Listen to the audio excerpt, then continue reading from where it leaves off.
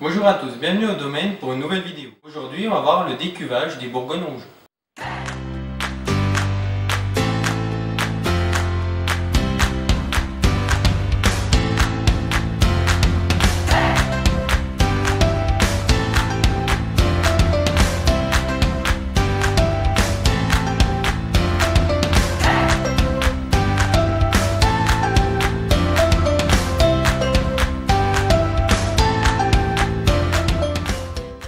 L'opération consiste à vider cette cuve de tout son contenu, le jus et le marc. Le jus sera extrait par les vannes, nous allons le pomper, c'est ce qu'on appelle le jus de goutte.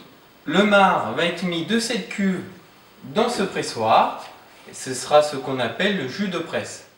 Vous pouvez donc voir sur les images qui suivent les différentes étapes. On commence par retirer tout le matériel qui se trouve au-dessus de la cuve, c'est-à-dire la grille et le drapeau que vous pouvez voir ici. Je vous en avais parlé mais je n'avais pas l'image car il était déjà mis dans la cuve.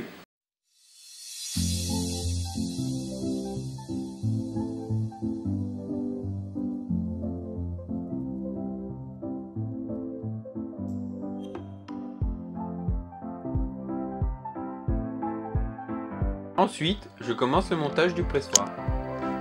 Nous utilisons le pressoir américain, donc l'ancien pressoir. Il n'y a pas de raison particulière, si ce n'est qu'à l'emménagement, j'ai organisé la cave pour fonctionner de cette manière. Vous pouvez voir que je commence par les bois du fond. Ces bois-là servent à protéger la maie, c'est-à-dire la partie rouge où s'écoule le jus. Sur la vidéo, j'ai pas l'air très doué, mais après un an, en les ayant rangés dans le désordre, il faut retrouver le bon sens.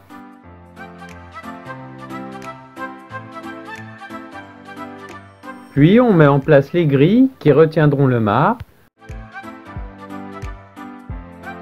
La première partie du pressoir est en place, on peut le remplir.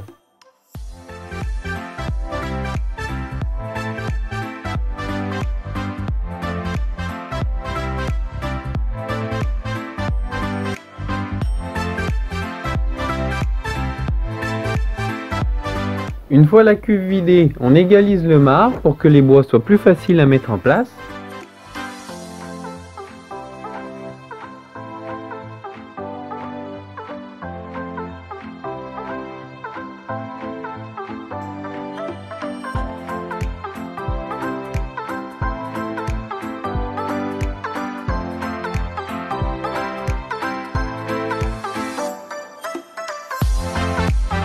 Pour finir, on met les gros bois en chaîne qui vont servir à écraser le raisin et répartir la charge.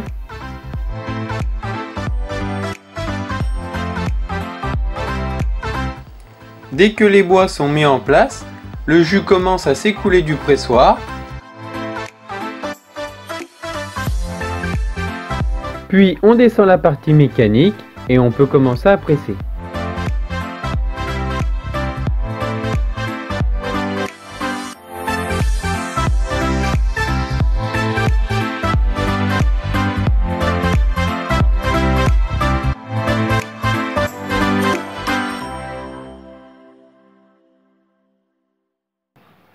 Au début, le jus sort plutôt rose pourpre, pas très transparent, car à ce moment, le vin est très chargé en bourbe.